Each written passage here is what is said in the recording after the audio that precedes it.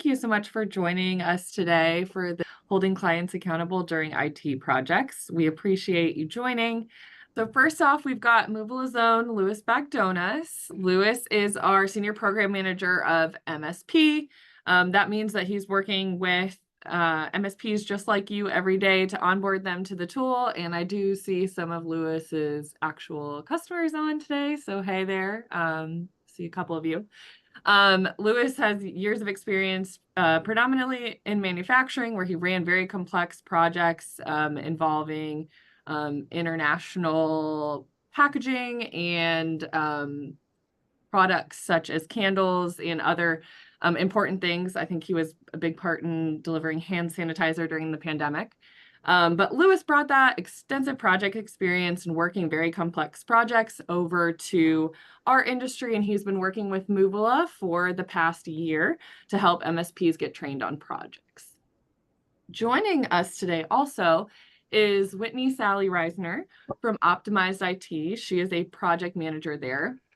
And Whitney's career path has been a path of learning and sharing IT knowledge, and we're so happy she's sharing here today. She has a history of being a technical trainer, technical process and data analyst, a business analyst, and is now operating as a project manager with Optimized. Her specialization is in supporting clients and end users through the entire project lifecycle, which is why we've invited her here today to share some tips and best practices with all of you. And she's very focused on building client knowledge and engagement to help their systems, processes, and applications succeed. And with that, and we've got a little bit about Optimized here. We'll pull it up again at the end, and I will also share their information if you're curious to learn more about Whitney's company. But with that, I will turn it over to Louis to get us started. Perfect. Thanks, Kate. And I will take that deck down so we can focus on the content. So Whitney, again, thank you for taking the time and being here with us today. We know that you're in projects, so things are crazy and a lot's happening. So we appreciate you taking the time. We know it's valuable. So I did want to start, and I know we've had a lot of conversations, and as I mentioned earlier, I will try not to squirrel, but I can't promise anything. So I did want to start a little bit before we get into the topic for today about holding clients accountable. I think what's really important is, you have a lot of experience in a lot of other industries that you've brought over to the MSP space. So for you as a project manager, what have you seen as the biggest difference coming into the MSP space from another industry? So for me, it has been very different. And the biggest difference is the cadence and how many stakeholders and the involvement of the stakeholders in the project. So just a little bit about me is that I do come to the MSP space as a project manager from custom software development and the software development lifecycle for projects. So that's where I have my project management experience. So coming from that industry where we were creating software from the ground up, specifically for a client, or it was making something that we already produced fit for a client, it's very different than what I see in the MSP space. With the software development side of things, most of the time, my stakeholders were internal, especially internal departments. So I would be working with building frameworks or software to support other departments for my company, or I was working with our client stakeholder and they were non-technical, had no engagement, no buy-in to the piece of software that we were building. They just told us what they needed it to do, and then we built it, and then they weren't really engaged until it came to a time where we could start having them make decisions on UX, UI, and going into actually using the product to make sure that it hits the mark before we went to an MVP, minimal viable product state. So that's the biggest difference, is just that level of involvement, because in MSP, most more often than not, my stakeholder is the client. They are technical and they have a lot of knowledge and they are very engaged in the project from the very beginning. And I am tasking things out to them and we are split ownership, which is new to me. Yeah, that's great. So, would you say that, all right, so we've got more external stakeholders on our projects here. They're involved, they're technical, right? It sounds like in the software space you were at before, people were kind of just like, oh, okay, just let me know when it's ready. We'll talk about it whenever, right? And whereas in the MSP space, it's a lot more external, it's a lot more client facing, it's a lot more, hey, when are we going to get started? Where are we at? What are we going to get going?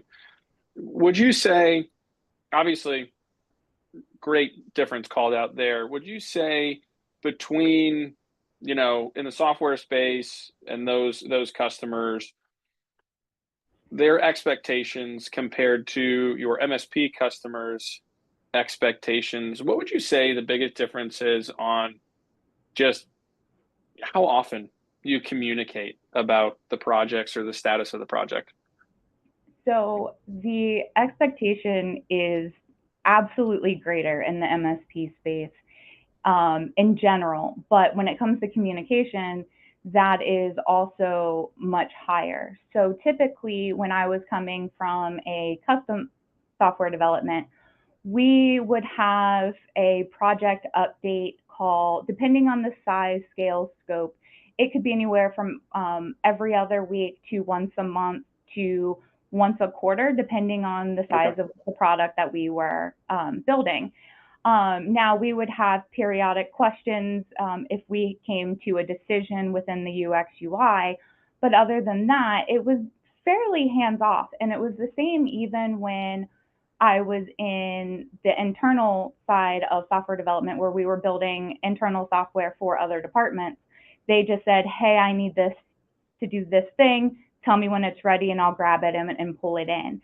But in MSP, that is not the case. And my communication standards for MSP is much higher than it ever has been.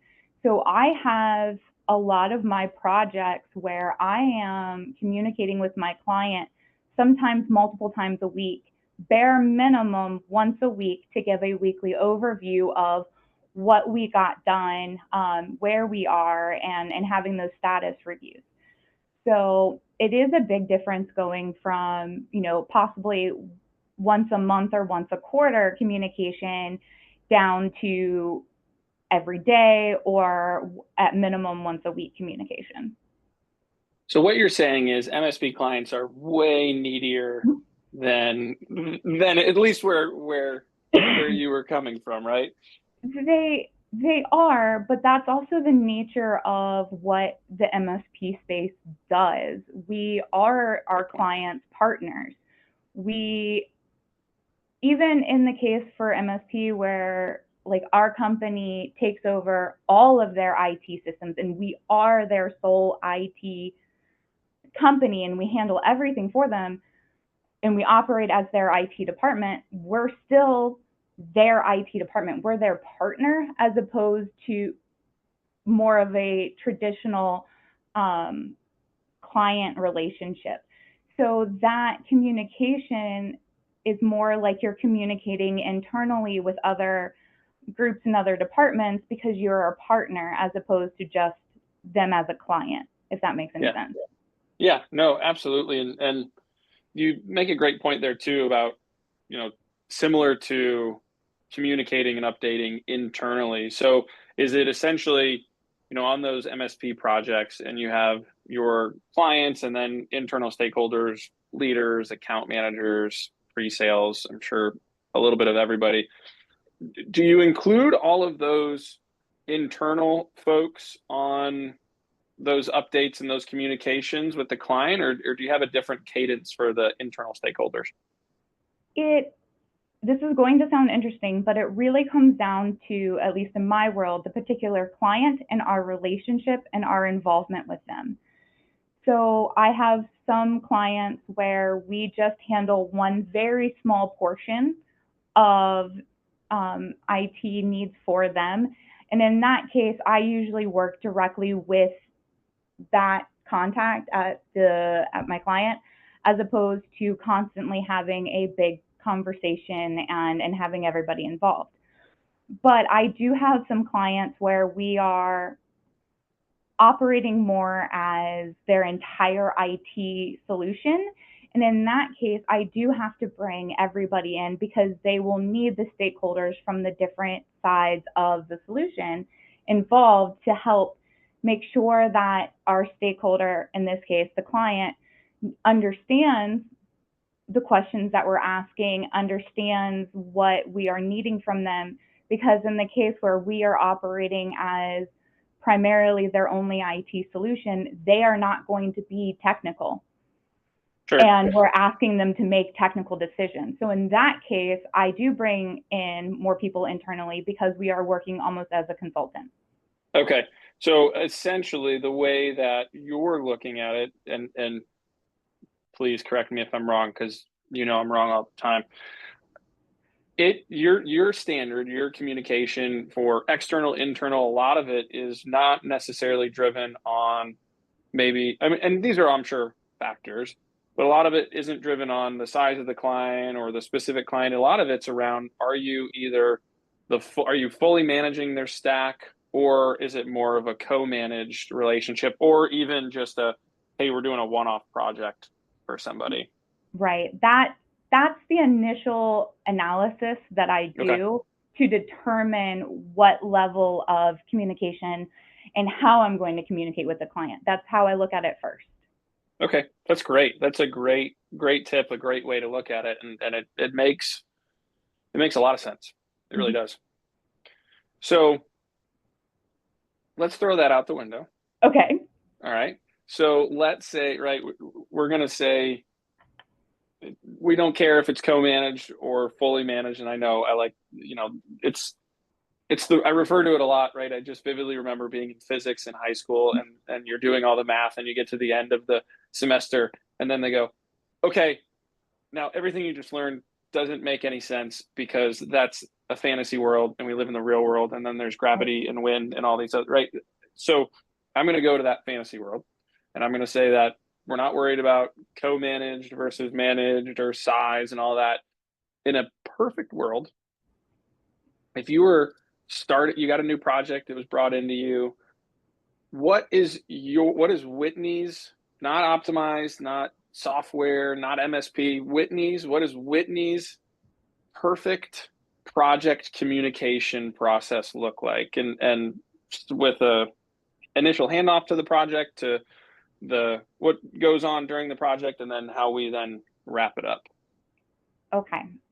So in a complete fantasy world, project in general, my perfect handoff would be meeting with the team that involved with doing the solution and creating the solution and creating the initial quote and contract quote, whatever terminology you use. Meet with them and have them go through point by point by point so I understand as much as I possibly can, coming from the people who did the solution and who had all of the original meetings with the client, so that I am as up to speed as possible. From there, perfect world, I take that knowledge and I break it down into who needs to do what, who owns what, because I need to know that to then determine what my timelines are. So it's like, all right, I can now break it into, this is me, this is so-and-so, this is this company. Here is what my time estimates are. Here's what I can possibly fit into my schedule. Then I take that and I break that into a readable format for my client. I will break it down as low technically as I possibly can. Once again, this is perfect world, so I assume they don't know. Yep. And then I give them an overview in my own words of what the project is, an overview of what I believe our end goal is, And then I break down all of the tasks and pieces of what needs to happen, list the ownership, and then if it's anything that I know the timeline for, anything that I can schedule, I list those goals. And then I say all of the rest of it that's blank. We need to get together in some fashion, depending on the client's preference, to fill in those blanks so that I can build out an actual project plan with timelines. So then I take that, we either have an in-person meeting, we have a call, we have some sort of communication, and I get all of that data completed and filled out. Then I can make our project plan official. And then that's where my communication and my accountability starts with myself, my team, any vendors, and my client. And I will go through step by step, first task, second task, third task, and then it's all in writing. I give all of my updates off of that. And then it's all documented. It is all clearly distributed. Everybody has it. Everybody has access to it. And that's how I can come around and go back to my client or my vendor if there is any type of blocker or delay, or somebody is not meeting their deadline, and say, okay, how do we work through this? How do we solve for this delay? Because I have clearly outlined and given ownership and have documentation of everything from the very beginning, as well as clear defined roles and who's responsible for what. So that kind of also goes into my core rule for holding clients accountable is I start with having everything in an overview in writing, tasking everything out, have the owners listed, have timelines, milestones, due dates, whatever hard due date that we're looking for. And then that's how I hold everybody accountable, because I'm always talking to those points. I'm always communicating back to that list. Yeah. Yeah, that is fantastic. And I feel like, knowing you probably forced that perfect world scenario and a lot of projects there. And one, I don't know what you're talking about. I mean, but that's how you effectively run a project, right? That's how you get ahead of those hurdles, right? No matter how many times you have to make the phone call that says, hey, we missed this, we're going to be late. It never gets easier, but it is always easier the earlier you can do that instead of the day before or the day of. So oh, I'm sorry. No, go ahead. You're right. I do try to force as much as I possibly can into my perfect world, because at the end of the day, it kind of shows my career trajectory. I came to being a project manager through being an analyst. So I was a process analyst for IT, and I was a data analyst and a business analyst. So my entire job career has been breaking everything down step by step and knowing how everything branches. So my default state is breaking everything down and having absolutely everything documented and available to everybody involved, so that there's no surprises. Even if there is a problem, if something comes up, if a vendor can't meet a deadline, if some type of supply chain break happens, which has been happening a lot on my side of the world, it's not a surprise. And that's the big thing that I try to take into, is making sure that there's never a case where somebody on the team, whether it's my personal resource or my client or my vendor, nobody's ever surprised. There's history, there's documentation. And I do think we have a question. We do, and I was gonna jump into that. So Ryan asked, how much and Ryan, chat in there if I get this wrong, but I think I've got it. How much are you, Whitney, doing that communication with your external stakeholders, with your customers, versus how much are your resources or your engineering team communicating with the external stakeholders? So, all right, I was making sure I'm understanding and reading this correctly. Yeah. It depends. So in the software development world, I don't know if anybody that's watching this or is involved with this have worked with developers or software engineers or even electrical engineers. But a joke that we have for a very long time is you never let a developer talk to a client. So depending on my role at the time and who's doing what, I try to be the liaison between my engineering team and my client as much as I can. One, because it saves my engineering team, whether they are an MSP engineer or a software developer, it saves them to keep working on the next task, the next project. Yeah. Second of all, I like to keep, this is going to come as a complete shock to Lewis, I like to make sure that my communication standards are all kind of upheld and we're all at the same standard. So I tend to like to be the one that has that communication back and forth. And while I am not a trained engineer anymore, and I haven't in a very long time, and I can do some very basic coding, I am not a developer in any way, shape, or form. So I am not considered a technical project manager because I couldn't turn around and go do the job. However, I am technically inclined and I understand breaking it down and training on the systems. So typically what I will do is I will have my engineering team teach me. So they only have to teach one person one time. And then anytime a problem comes up, I try to be the one that communicates with my client and my stakeholder or my vendors.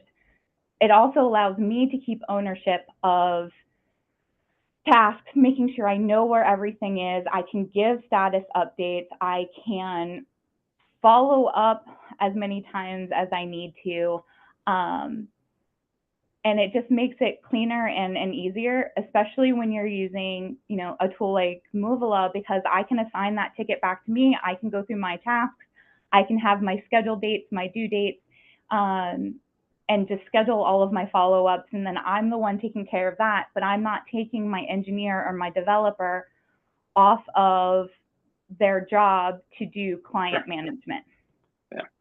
Yeah. And I think another piece too to understand is, for Ryan, maybe for your organization, right? And it depends on, do you have somebody like Whitney who can do that, right? Can do that translation and be that mediator between the client and the engineering resources.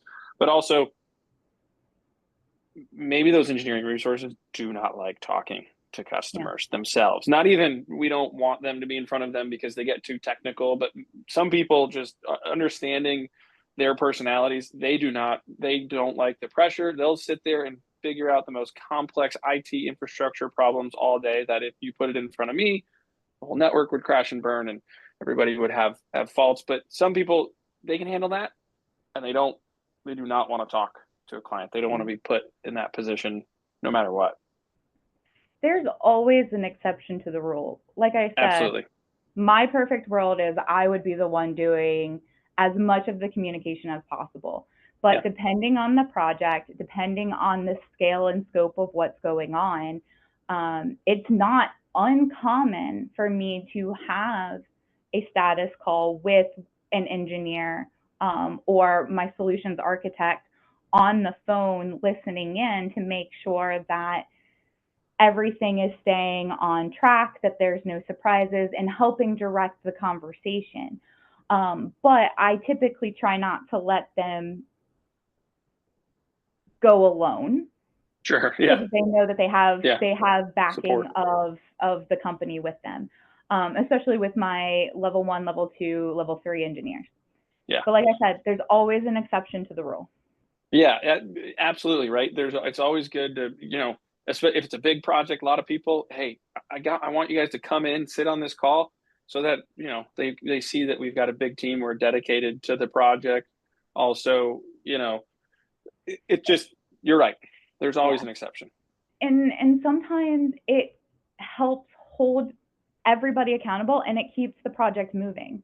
So sometimes I will say this, while I am technically inclined, I'm not technical. I could and probably have been a bottleneck or been a slow point. And if I think that I am going to do that and I'm just basically going to have to swivel seat back and forth and ask all of these questions, I'm going to make that decision to have my engineer on the phone while I'm still leading, but my engineer, we can have the direct conversation so that there is no delay. Yeah. So, and Ryan's got a second part to his question here, which is, and I'm gonna layer onto it a little bit, is when you decide to bring in those engineers to your client communications, when do you do that? How do you decide? My addition to that is, does that go back to what we talked about earlier with your initial analysis on fully managed versus co-managed? Does that play into when you bring them in, or am I just way off base here? I would like to say it's usually, it can be a factor, but at the end of the day, it comes down to the level of technical experience needed to complete that project. If it is, it doesn't matter if they are co-managed, if they are a one-off T&M client, or if they're fully managed. If they are doing something that is extraordinarily technical and it is very sensitive, it is very regimented, I'm not going to take the chance because it is so technical. So I feel like the analysis that I do when it comes to when and how I put my engineers on the call with my clients and stakeholders comes down to the technical level. Okay. And what we're trying to build. So it is the scale and scope of the project that would more determine that, as opposed to what type of client relationship we have. Okay, great. Any other questions too? Keep them coming. We'd love to get them in while we're going and cover what y'all want to hear about. So I want to circle back a little bit to our perfect world scenario in that process. And my follow-up question initially to that question was, we live in a real world, and how often does that start to change? Does that ideal situation change? I have, like I said earlier, I have a feeling that and I know that you do a really good job of forcing that communication method and understanding when things go wrong. So I'm kind of going to skip over that because I feel like your answer is going to be 99% of the time because you make it happen. I would like to. Are there cases where it doesn't quite hit that number? Absolutely. Do I have smaller, simpler projects, things like that, where that may change? Absolutely. But by rule, because of who I am as a person and the nature of just what I do, I tend to really like to keep that same kind of cadence now and that same mentality. Now, whether or not it's actually a full outline project plan with assigned tasks and like Excel sheets, or if I'm doing task management through Moovila and I'm assigning tasks internally and externally, it just changes and depends on the size of the project. But I still try to keep the core of that. My engineers and my developers have gotten to the point where they roll their eyes at me when I say this, but many years ago, my entire career started when I was a level 1 help desk technician on the phone for a custom hardware software company. And my mentality has always been, and the thing that I quote is, if it's not in the ticket, it didn't happen. And that holds true whether it isn't actually in the ticket or if I have documentational proof and history. So if it's not in the ticket, doesn't necessarily mean if it's in like my ConnectWise ticket or anything. But do I have the history of that with my client in an email thread? Do I have it in a text message thread? Do I have it in an SOP documentation? Is there anything that says, yes, we actually did this, we followed it up, and we have documentational history of it? So like you said, I do still tend to push that way. But once again, there's always exceptions.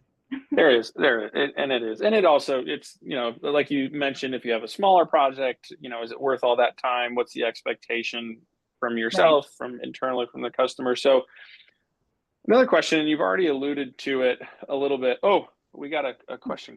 Let's take a look at that one. What do you do when a client is not, okay, Noelle, I appreciate the help here. This is exactly where I was going. So what do you do when a client is not completing their tasks on time?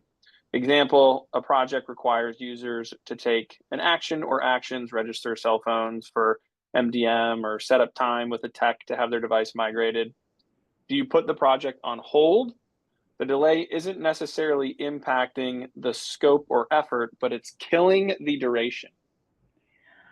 Oh, I think that this is a problem that everybody in the MSP world is facing on a regular basis. And I will say that my rule of thumb really depends on the size of the project. Okay. So typically, though, if it's something that requires user-specific things to do, they have to go and register, they have to download an app, they have to sign up, they have to make an account.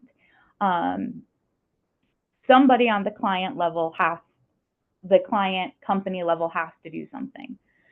Those specific requirements are things that I make sure are noted in that original project overview as hey, this is going to cause an unknown amount of time. This is a large variable of how and when we can continue on with the project.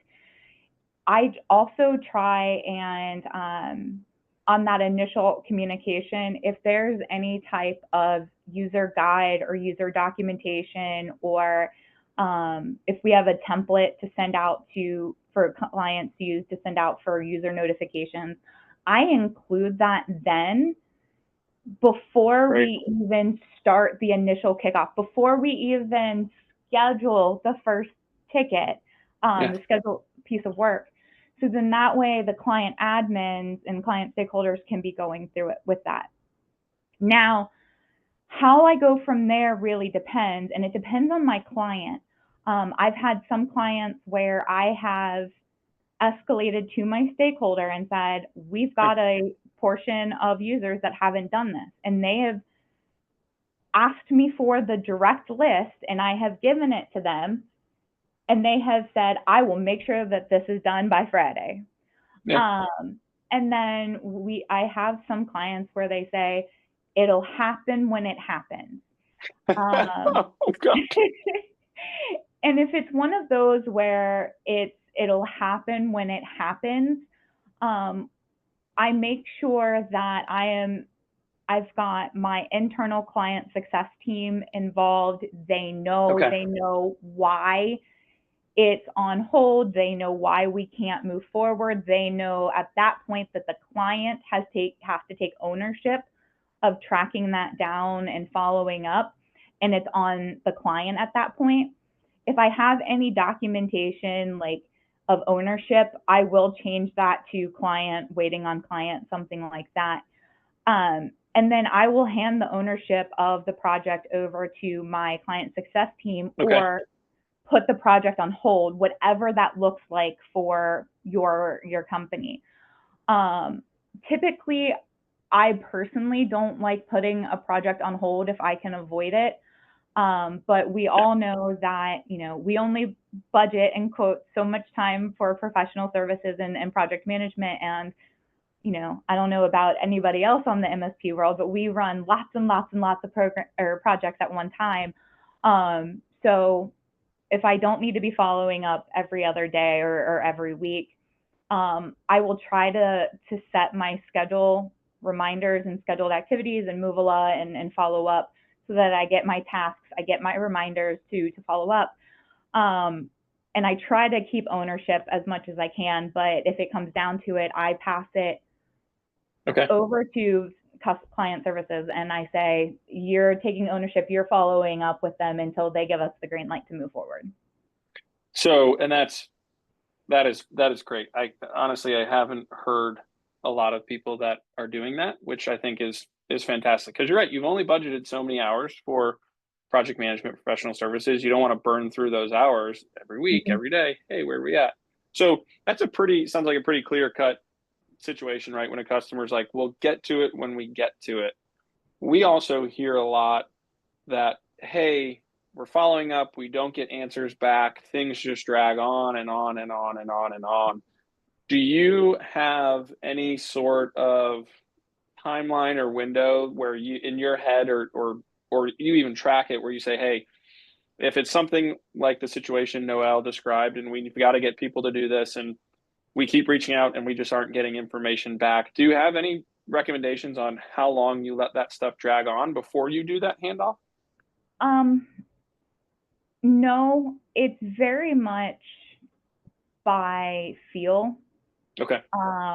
Just because there's a lot of factors and a lot of variables that can go into that decision. And so I don't have a set rule on it. I will say this, I usually always have my client success team copied in on every communication I have with my client stakeholders. Once again, because I don't ever want something to come as a surprise. Yep. So I'll have open conversations with them and say, okay, it's been 1 week, it's been 3 weeks, it's been 3 months. How do we want to proceed? I'm not getting any response back from this client. How do we want to move forward? Okay. And I involve them in that decision. And I'll be honest, a lot of the time, the decision to how to proceed will involve more than just myself. Sure. Yeah. You're presenting the information. You're saying, hey, here's the history channel. Here's exactly what we've done. Here's the feedback we've gotten. Tell me how you want me to handle it. Right. Right. Yeah. Now, you've done a great job, right, with meetings and on-site and calls and the word communication can be a little bit of a gray area, I think, sometimes in project management in the MSP space, right? Like, hey, we communicate with the client. It's like, well, what does that mean? What did you do? Do you have a preferred method of communication? Is it, hey, if we can get away with emails, let's get away with emails? Or is it, hey, let's make sure we get on the phone once a week, even if it's for 5 minutes, to make sure we're all happy and good and move forward? I start every project communication line off with an email. Yep. Everything starts with an email. And in that email, like I said, that's where I have like my basic overview and I try to do the basic outline of the project. And then here's the interesting thing that I've started doing here since I've come into the MSP world is that I ask my client what their preferred method of communication is for, if there's an issue, if I need to get a quick answer, or versus like status updates and cadence updates. And I kind of have like that different level, and I ask them who and how. And I try to honor that as much as possible. In the MSP space, I have probably one of the most varied client bases that I've ever had. So I've got client admins and stakeholders who are, owners of the company and they're constantly traveling. They're international, they're working off hours, down to I've got client admins that are constantly in the field or in their factories or warehouses. And so like I do have a couple of my clients that I've worked with on multiple projects where we just text because that is the only way I can reach them. They can't get cell signal. They only check their email maybe twice a week. So anything that is important, fast, quick decision, anything like that, we're communicating via text. But I ask them. That's because great. At the end of the day, I hate saying this, but my communication preference doesn't matter if the client doesn't like it and they're not going to respond to it.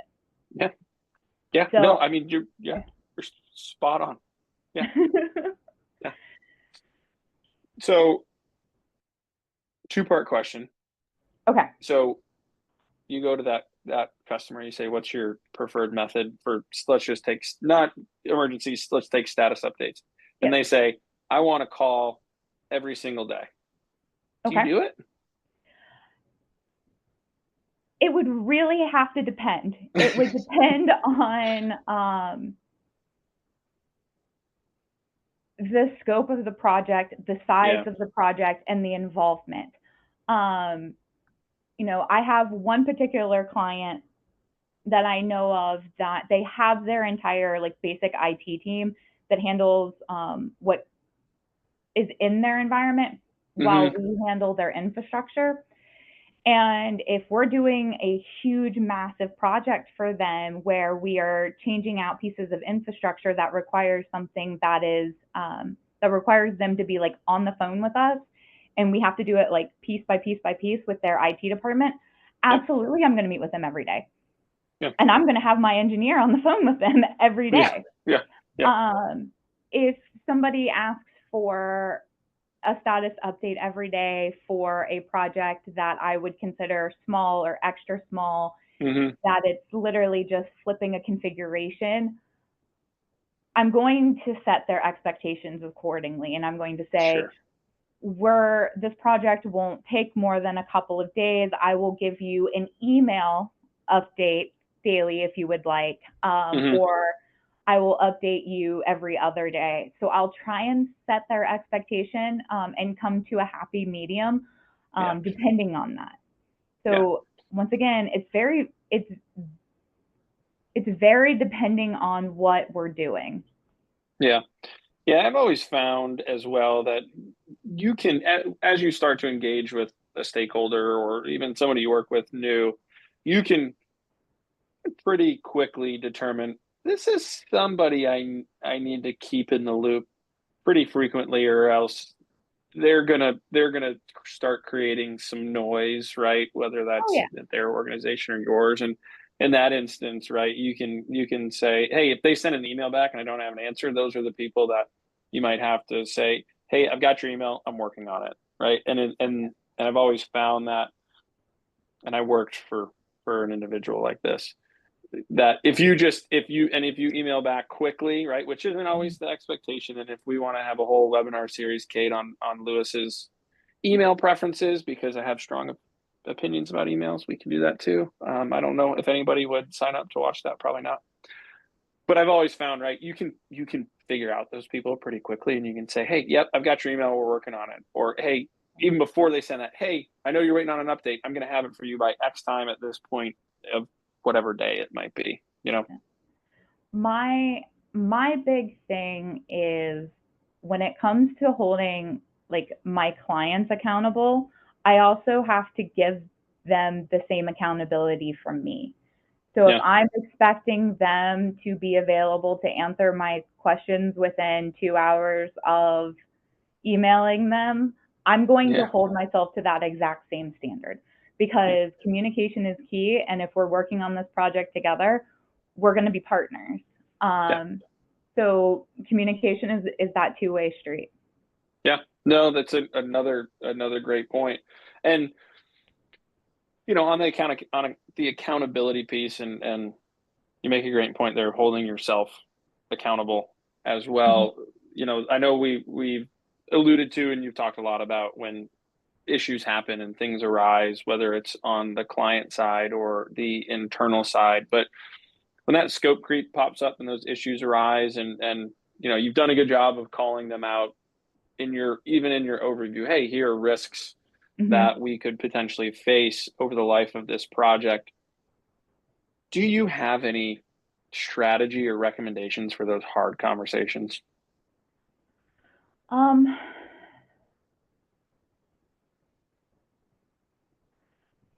This one's fun to answer because I feel like, Lewis, you'll understand this because you and I have chatted a lot. I try to go into those conversations matching the relationship that I have with that client. So while I am not a client success manager, I am still part of the client success team because I still ensure that they have recurring positive experiences with projects. So I go in with that same relationship mentality, how I have been communicating with them with that relationship. And I am direct, but not harsh if it is something like a scope creep. So I will pretty much outline the situation. I will say, here's what's going on. Here's what we solutioned for. This is what we knew. This is what we had available, whatever the situation is. And then I will state, either this decision was made, or you got something was changed, or you have changed, somebody has changed their mind. Once again, I don't like using direct words, so I won't say you made this decision or anything like that. That's just kind of standard difficult conversation practices in general. And I'll just be very honest and say, hey, this thing that you want us to do, that you've asked us to do mid-project, is not included in this. It will take this additional amount of time. We estimate it at, an additional 5 hours, an additional 20 hours, and then it will take additional licensing. That is going to be a much larger undertaking. And I try to go into those conversations with as much data as possible. So if I could have a ballpark of hours, so I don't tend to like to give numbers, but if I can have a ballpark of hours, or a ballpark range of what they might be looking at to change the scope, including timeline change, I can see if they want us to go in and do the official change request quote for them to look at to see if it's necessary or if it's something that they need to do. So that's sort of how I try to approach it. And once again, since I have had that communication history the entire time, even if I call them on the phone, or we have weekly Zoom or Teams meetings, I still send the meeting notes out so everything is still there and documented. It shouldn't surprise them. Nothing should come out and they have no clue what's going on, or that this may be out of scope. Like, we should have had that conversation when they first asked. So that's how I try to minimize it, to make sure that it's not a complete surprise, or it's very extraordinarily difficult, because they should see something coming. And then I also try to come to the table with as much data and as many numbers as I possibly can. All fantastic tips, right? You don't want to get on the phone and be like, hey, scope creep, it's going to be a bunch of extra work. And I go, okay, what do you mean? How much extra work? Now, so we did. I will say this, it does depend on like the size or scope. Like, if I see a problem happening, I will try to have that communication with the client, depending on what's going on, like that same day or a very short turnaround. So I may not have the ability to have all of the numbers. In that case, I will prioritize at least having the conversation with the client first and say, we are still working on trying to figure out what the ballpark even is. So I will let them know as soon as I possibly see an issue, giving myself just a little bit of wiggle room to try to see if I can get numbers or data. But if I can't, I meet with them without it. Yeah, no, absolutely. And that's for me, I gotta give a lot of bad news in the past, and the earlier you can do it. I know I don't know why I'm referencing a high school academic so much, but like, I was the guy that always, the night before the paper was due, I would wait to write it, right? It's easier to procrastinate. And if I learned one thing about communicating bad news is, even though you might just want to put it off, the earlier you can get it done, it just makes it a lot easier, a lot more weight off your shoulders, and a lot easier on the clients as well. And the clients tend to take the news better if they know that they're getting it as soon as possible and that somebody wasn't sitting on it. Yeah, exactly. We did have a question pop up in here, and I know we're running close to the top of the hour. So you mentioned running a lot of projects. How many projects are you directly managing at one time? A lot. I think I can attest to that. I've seen it. It is a lot. I don't obviously run every single project every single week. Things are scheduled out. There might be, schedule, this week for one, and then I have a couple of weeks break, and then I'm jumping in and doing additional ones, and then I'm coming back. And it's always a balancing act. But since I've moved into the MSP space, I typically I've never seen a project count under 50 for active, and my highest was over 100. Yeah. I was going to say, I feel like you probably sit, just from what I've seen, around the 70 to 80 range. That's running at one time, right? Yeah. So it's a lot of balancing and making sure that puzzle pieces and schedules are fitting together. So it's always, it's fun. And that is why we really appreciate your time here today, because we know that things are changing, and even probably within the hour that you've been here, there's a couple of fires. So I want to pull back up the information on optimized IT, so it's here as we wrap up. But as we are working on wrapping up, any last tips or tricks of the trade for you, Whitney, around client communication or holding clients accountable? It's my big thing is always just for holding somebody accountable. It's communication is key, and matching the communication style to your client. And I know that that's very hard for a lot of us. But like I said, if my client is always in the air and they prefer email, I'm going to email them first as much as possible.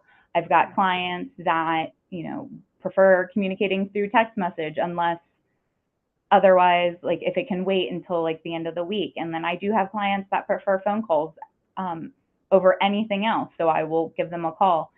So my biggest advice is ask your clients up front how they prefer to be communicated with, for all of the different levels. If you have decisions that need to be made, versus your status updates and everything in between, and just try to match that communication style, because you will be more likely to follow through and stay on top of your communication with them if your client is actually responding, and it keeps your client accountable and engaged in the project if they are getting communication in a way that they can respond. Yeah, that's invaluable.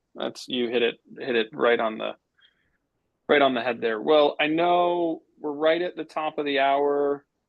I'm not seeing any other questions come in. As Kate mentioned, y'all are more than welcome to find Whitney or myself on LinkedIn, answer questions. Kate will also send out the webinar as well too. And Whitney, I would not be surprised if Kate comes to me after this and says, "Hey, I'm sorry, but we're going to have Whitney run all of our webinars moving forward," because You did an incredible job of helping Thank keep you. me on topic and on track and circling back to what we're here to talk about. So seriously, I thought this was fantastic, Whitney. This was great. All of our conversations I enjoy. I get something out of them every time. So again, thank you so much for taking the time to be with us today. And thank you for having me. This really was fun, and I love our conversations. Yeah.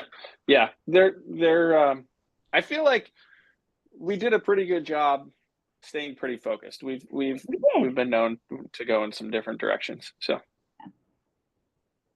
all right, Kate, All right, well, did I miss anything?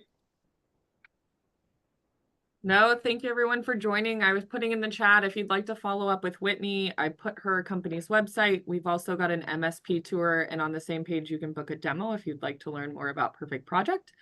And we will have a survey at the end. We're always looking for other people to partner with us like Whitney did, as well as ideas on other things you'd like to learn more and hear about. So we'd appreciate your feedback if you have time, and thanks for joining us today. Great. Thank you. thanks for having me. Thanks, everyone. Thanks, everybody. Bye. Thank you.